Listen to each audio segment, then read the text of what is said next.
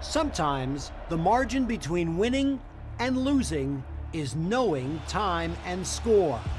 In Game 1, J.R.Smith appeared to lose track of both. You get the feeling J.R.Smith thought they had the lead. He didn't know the score. That's a bad mistake by J.R.Smith. That's a part of the game, being locked in, and you gotta know the score. Like, you gotta know if you're winning or losing or tied. So.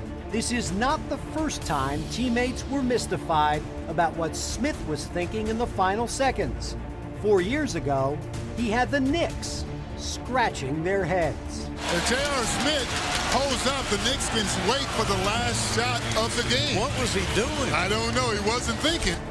The game was tied, but not in Smith's mind.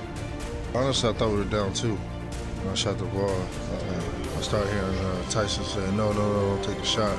But by that time, it was already released. It was just bad basketball IQ by me. When you share the floor with a basketball genius who scores 51 in the NBA Finals, bad basketball IQ is unacceptable. Oh, it's time. Time to get radical. Viewer discretion is advised.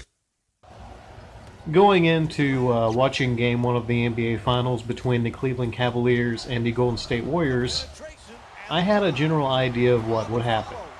I thought the Golden State Warriors, who are the much better team and have a much better roster, would pretty much pick apart the Cavs and win by about 15-20 points. Pretty much everyone, almost everyone, thought that was going to happen. But LeBron James, you can never count him out. The guy had 51 points in that game. And one of the big stories out of that game, not the biggest one of the biggest stories out of that game was the fact that he's only one of 6 people to score 51 points or more in the NBA Finals. You know, some people are calling it his masterpiece. The problem is, his masterpiece was shit on by this man, J.R. Smith. J.R. Smith, in my opinion, is the stupidest basketball player of the modern age. Possibly of all time. I can't tell you for sure. He's motherfucking dumb. And the thing is, you have one of the greatest players of all time in LeBron James playing alongside one of the stupidest players of all time. Now, for all intents and purposes, I watched that game.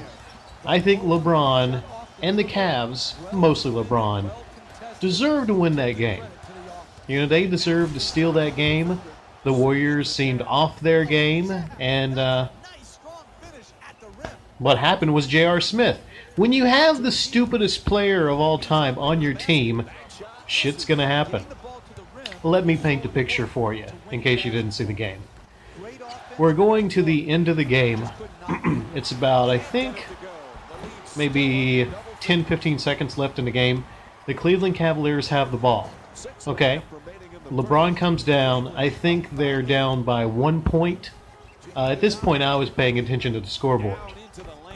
Okay? I was paying attention. Not all the players on the Cavs were paying attention, but I was paying attention.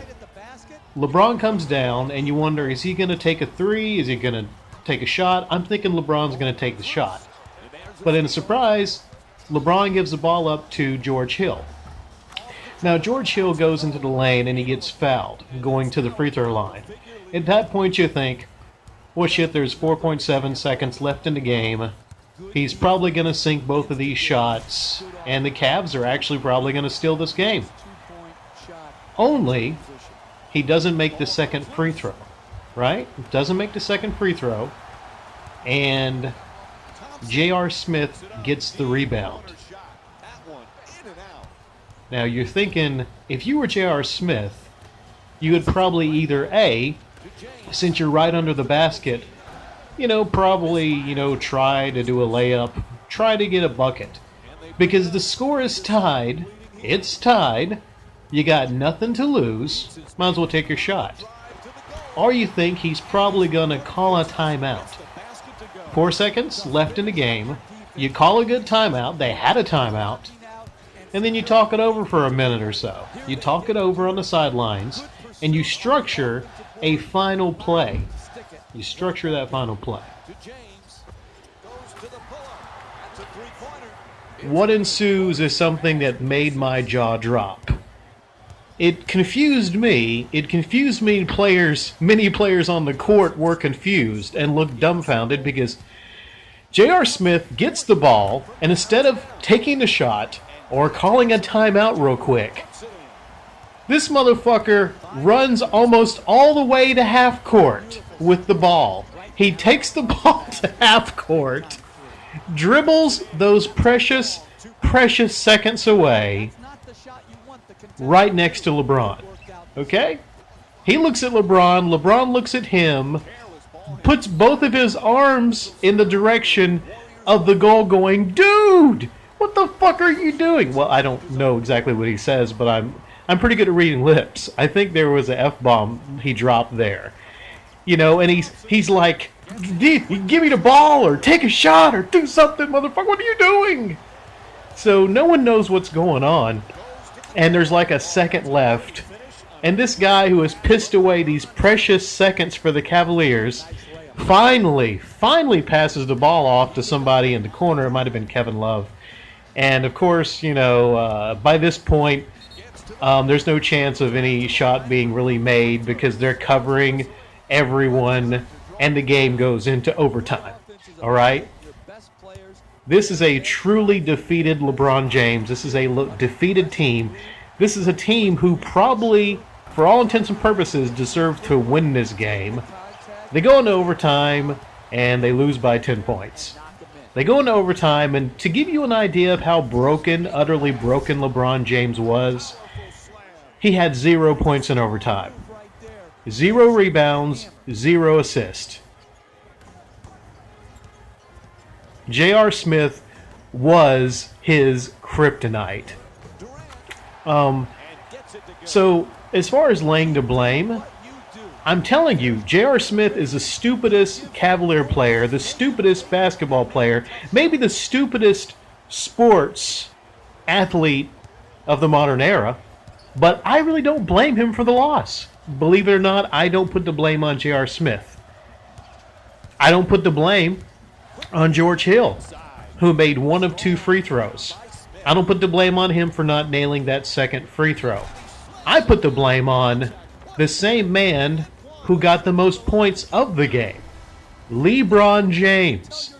Because LeBron James did not man up. LeBron James didn't even fucking try. He looked like he was going to cry. The same man who willed his team to almost beating the Warriors just fucking gave up. So LeBron James is the reason, believe it or not, they didn't win that first game. Hits the free throw, 3-point play complete.